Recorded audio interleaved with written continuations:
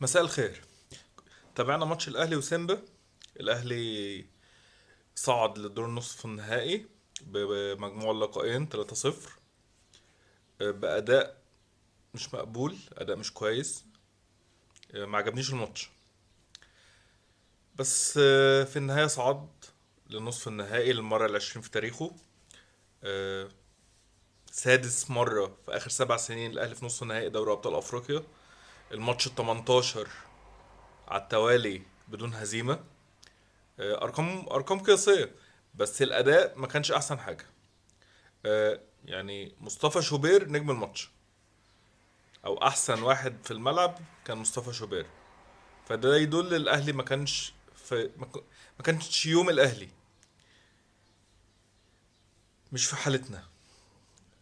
آه، محمد هاني مستواه فيه لغز بقاله كام ماتش. عبد المنعم بيزودها كالعادة، وكان في واحدة عملها النهاردة واتقطعت منه بس ربنا سترها.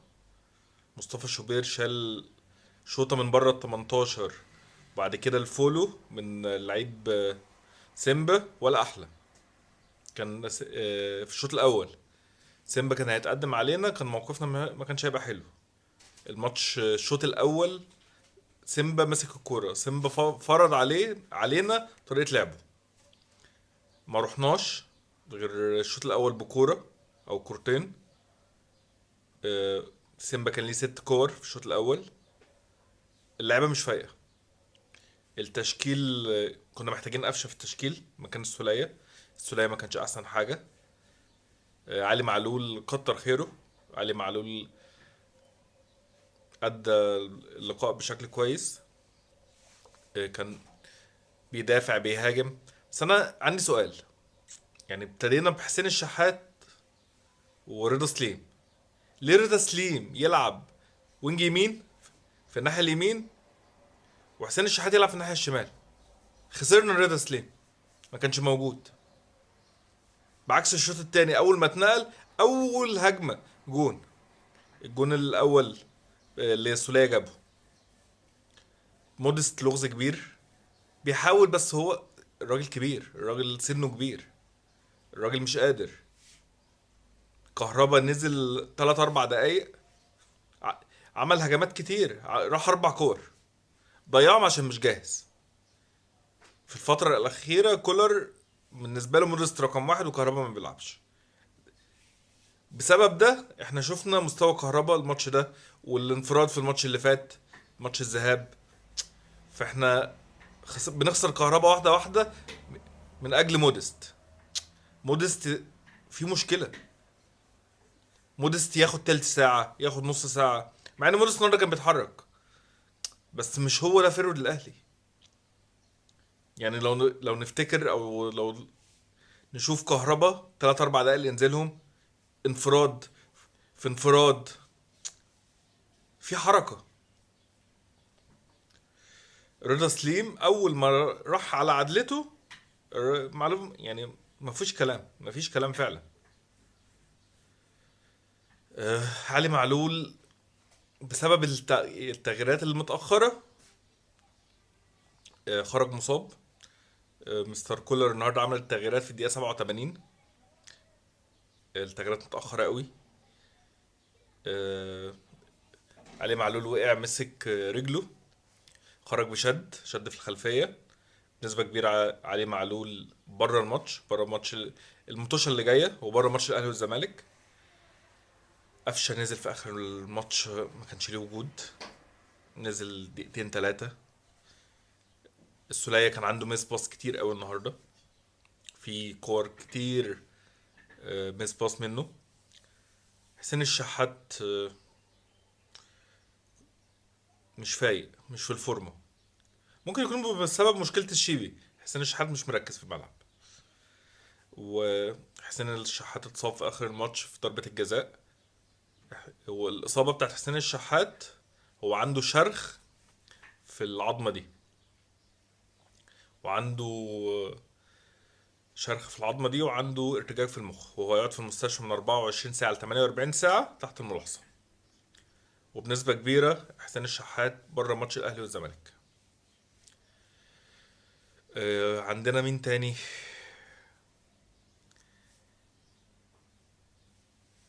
الاهلي بيعرف يكسب يعني. ميزه مستر كولر النهارده، انا ما اقتنعتش بالاداء، الاداء ما كانش احسن حاجه تماما. بقالنا كذا ماتش الاداء مش مقنع، بس بنكسب. بس لو قدام فريق اقوى هيبقى عندنا مشكله. لو بنلعب صن داونز هيبقى في مشكله. المشكله جايه. واحنا عايزين اداء، عايزين تشكيل. ليه بيرسي تاو ما بدأش؟ ليه كهربا ما بدأش؟ ليه قفشه ما لعبش مكان السولية؟ ده السؤال. الملعب كان هيبقى شكله احسن.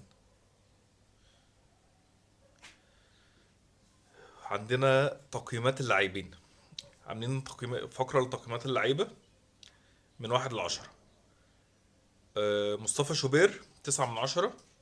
مصطفى شوبير الفترة اللي فاتت لعب 5 ماتشات دوري أبطال أفريقيا، ما دخلش فيه ولا جون الحمد لله. عامل 24 تصدي، أكتر حارس تصدى الكور في البطولة كلها. منهم 14 تصدي من جوه منطقة الجزاء. ومن ال5 ماتشات هو مان اوف ذا ماتش في 4 ماتشات. فمصطفى شوبير يعني شكرا. هاني 5. محمد هاني ما ولا بيهاجم ولا بيدافع الصراحة. محمد هاني 5 والحمد لله هم 5. ربيع 5. منعم 4. منعم بيزودها زيادة عن الزيادة اللي هو بيعملها. يعني منعم الحركات اللي هو بيعملها عمالة تزيد. حتى كابتن وائل جمعة النهاردة في الاستوديو بين الشوطين علق على الموضوع ده، وقالها اللي هو هيتواصل معاه عشان اللي بيعمله ده غلط عليه هو وغلط على الفرقة. الغلطة دي لو اتعملت في ماتش مهم الفريق كله هيتسوح. عندنا علي معلول 7 ونص، كتر خيره. علي معلول عمل ماتش حلو. علي معلول كان بيهاجم، والجبهة الشمال دي من بعد ما رضا سليم راح، يعني راح مع معلول، كان جابها من نار. الشوط التاني كل هجماتنا كل حاجة من ناحية الشمال، من ناحية رضا سليم ومعلول. ويرجع بالسلامة ان شاء الله علي معلول، وان شاء الله الإصابة ما تطولش. بس هو بنسبة يعني، هو الإشاعة تتعمل بكرة ان شاء الله، بس بنسبة 80% علي معلول بره ماتش الأهلي والزمالك. نص الملعب كوكا وعطية والسولية، التلاتة 6. والسولية خد 6 زيهم عشان الجون بس، مش يعني مش أكتر من كده. رضا سليم 7. رضا سليم حاول. الشوط الأول كان مظلوم في المكان اللي بيلعب فيه. الشوط التاني عمل، يعني هو اللي عمل الجون، بدأ الجون، فتح جبهة كويسة مع علي معلول. فياخد 7 عشان الكرة اللي ضيعها. الشحات هياخد 6 عشان ضربة الجزاء. يعني الشحات مش في مستوى. آه، مودست. مودست 5 عشان الاسيست اللي عامله للسولية. فلو ما كانش عمل الاسيست ده مودست كان هياخد 0. مودست مودست بيلعب اساسي، ما بيفيدناش والله، ما بيفيد الفرقة. بلس بيضيع الاحتياطي. كهربا نازل النهارده مش جاهز. كهربا باين عليه اللي هو مش يعني مش في حالته اصلا، ونازل 3 4 دقايق. ده بالنسبه لمودست. كهربا هياخد 6 عشان ضربة الجزاء اللي جابها، واللي هو جاب جون وراح كذا كرة على الجون. و... يعني بنلتمس له العذر اللي هو مش جاهز عشان هو مش بيلعب. ده بالنسبة للماتش الأهلي وسيمبا. وبنبارك الأهلي ومستنيين آه، مين اللي هيقابل الأهلي يوم 19 إبريل، بيترو أتلتيكو ولا مازيمبي. أنا رأيي يعني أنا ما بحبش ملعب مازيمبي ده تماما. رأيي بيترو أتلتيكو هيبقى أحسن للأهلي. ده بالنسبة لماتش الأهلي وسيمبا، عدت على خير. والأهلي في نص النهائي. هنتكلم في إيه كمان؟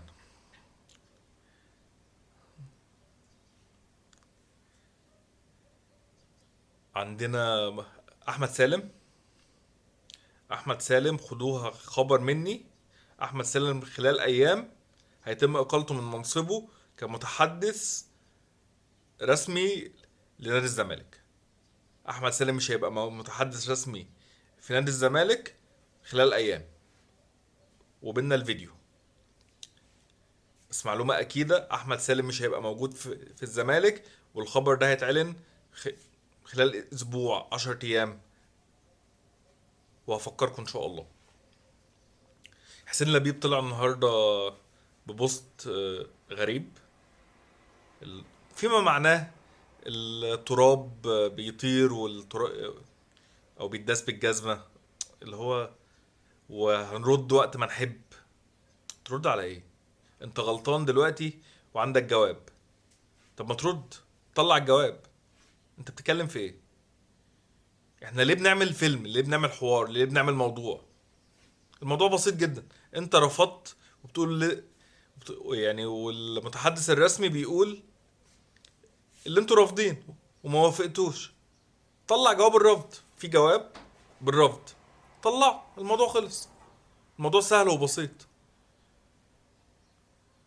بس انا شايف حسين لبيب او مجلس اداره الزمالك ماشي بنفس سياسه مرتضى منصور، مع الفرق اللي مرتضى منصور ومجلسه كان واضح، كان بيتكلم على طول.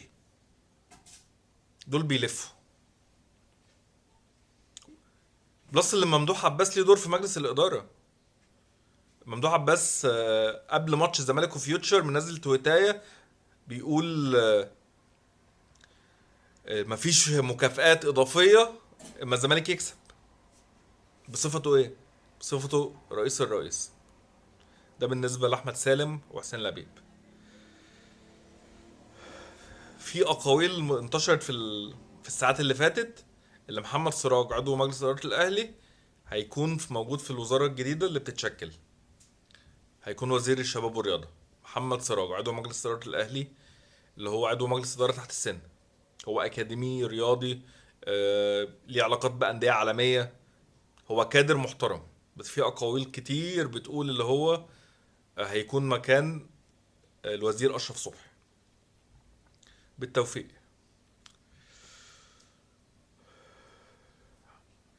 عندنا كمان امام عاشور ومحمد عبد الله.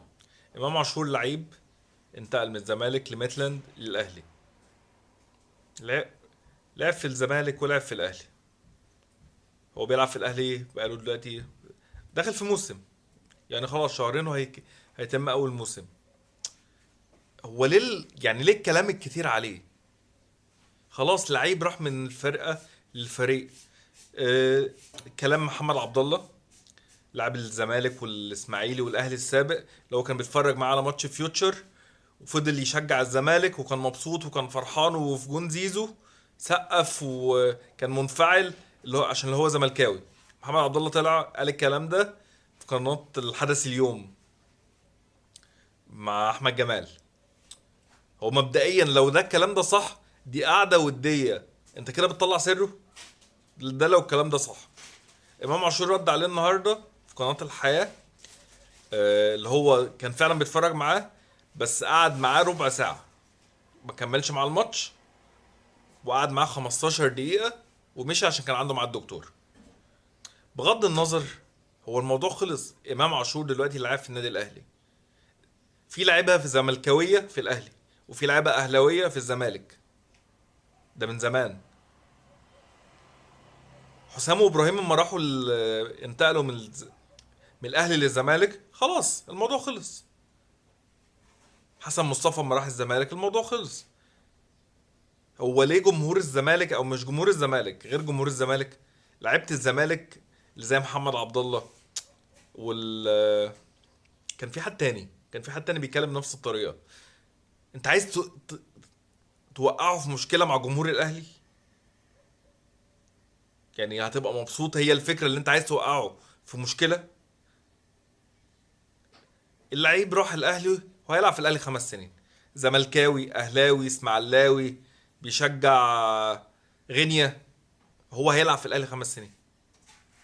فخلاص يا ريت نلم الموضوع. وانت لو صاحبه او انت بتخاف عليه او انت كابتنه، اكيد ما كنتش طلعت قلت كده. انت طالع تقول كده عشان تضره وتعمل شو لنفسك. ده بالنسبه لامام عاشور ومحمد عبد الله. كمان عندنا اخر حاجه، النادي الاهلي النهارده كسب، كان بيلعب الزمالك في الدوري في الماتش التاني لحسم بطولة الدوري، والأهلي كسب. بنبارك للنادي الأهلي وهارد لك لنادي الزمالك. مبروك بطولة الدوري للطايرة. الأهلي كسب الماتشين 3-0. عندنا إيه كمان؟ عندنا موضوع مش عارف أتكلم فيه دلوقتي ولا نستنى شوية. هو الجلسة بتاعت حسين الشحات يوم يوم 18 إبريل، جلسة الشيبي وحسين الشحات. وفي 5 شهود من الأهلي المفروض يروحوا المحكمة عشان يشهدوا يوم 18 ابريل. الاهلي عنده ماتش يوم 19 ابريل، يا اما في الكونغو، يا في الكونغو يا في انجولا على حسب الفريق اللي هيكسب. طب اللعيبه دي هتروح المحكمه ولا هيغيبوا على الماتش بحجه اللي عندهم جلسه محاكمه وشهود؟ يعني اللعيبه هيبقى في غيابهم هنقول لو نطلع نتكلم اللي هم عشان كان عندهم جلسه في محاكمه لعيب كوره، في محاكمه حسين الشحات.